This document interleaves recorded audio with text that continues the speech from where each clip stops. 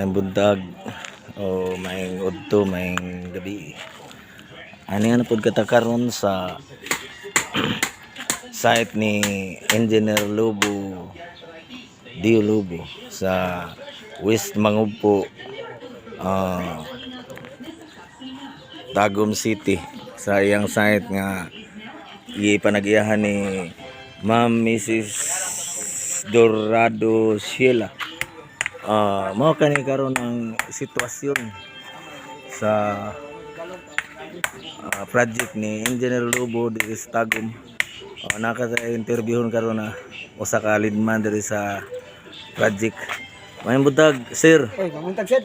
Busing. Tas Kaya to. atong pingapila naman ka bulan ni gikan sa pag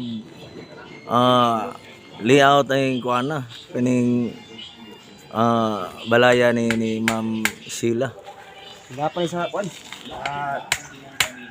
Antilis, kana mo lagi trabaho. Pila pud ka tawo ang nagtrabaho ani sir? Karabi ka mo kani. Pito. Biya buang halo blocker isa. Kuno mo lay mag-operate isa. Bilingot. Mga kanusa man ni mahuman ang kaning proyekto ni Sir Lobo. Target mo ni sa kontrata ni is 4 months. Pero kaya na mo ni humanon within 3 months. Matunover na mo sa giya. Nganong lahi man ni og unsa naman ang status karon, unsa man mo na nay autopsya sir sa kanang makita nato karon sa kuan? Ang dili pa ni mo pa ni gitawag og GERD. Uban gitawag ani beam. Pero wala ni magamit og beam kay gasto. Gitawag mo GERD kay Lisya bakal tanan niya lis po sa gasto. Mao ba? Mao ra siya og strength, mao ra siya kusog. Murag napansin ako ni siya ba nga medyo unsa man ni siya, dos andanas ba ning balaya o single lang? Single ni, ano, one story building gani. Murag napansin ako nga lawom kayo og kaning kuan diri. Tanaw ta diri dapita. Murag lawom kayo og kuan nganong unsa man ni kalawma de ang iyang flooring ani. Makita na to nga murag daghan pa makagtambakanan. Kuha na mo ang elevation dito sa karsada. Tapos among gipahabugan tungod kay kini kong area diri. Pabaha anong haonon. Ang among gikuha ang elevation pag gipatasan pag ginamo. Gikan sa elevation sa karsada, gitasan na mo 170 cm. Sobra metros. Gikan sa elevation. Para sa mga mo libre sa flooring. May tao flooring na. Di napapalit ko ni, kabakuno ni. Kaon pa di og masiro mga 30 suri ka mini dam.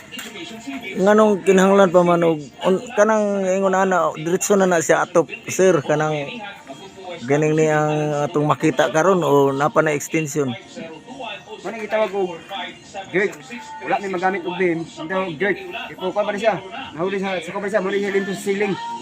Sa ceiling pa ni mo pa ni mo siyempre para trusses. Mo trusses pa rin mga pila pa kasi mana sa mahumana sir. Trusses ani mo ni. 5 days ani, wala humana trusses ani. Asa may ang uban nganong murag ligon din siya no kay nako nakita sa uban single raman ya kini double man ni. Nganong ingon ani man ni siya kuan kinahanglan ba ginig maduble or mo'y gusto sa tagiya? Mao man ko nila ko dikis tagiya pero pwede naman na single. Or kin sa tagiya nga i-double, gi-double pero maoras lagi strength. Nya naman pud lagi makita nato diri dapita, naman pud lagi naghalublock lagi. Nganong dili day pwede og maghalublock nga kanang sa komersyal kay pabuhat jud ay. Sa commercial god, murag dili ta ka-sure sa kalikon sa lublak. Gusto mo magtrabaho nga ligon. Pagkus tagiya ligon tanan, mo nang kami mismo na lublak kay dili gina mo ma-sure ang kalikon sa lublak sa kanang mga komersyal. Nya pila may mulusot aning nga kuan man dili man komersyal ang gigamit.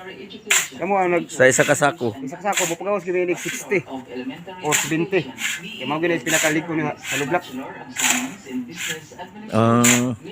Tungod ko sa sa nga building, habog na sa daan. Nya, gabitan tong halublak nga medyo gabok-gabok. Pinay posibilidad nga ang imong ipal nga halublak matumpag.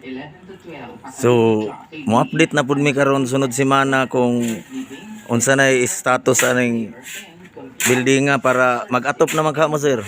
Oh, karon nga wait, mataurong na mong gawin. Traffic. Next week, o nga man diwa na matupan na ni. Sige, update namin sunod sir. Daghang kay salamat sir.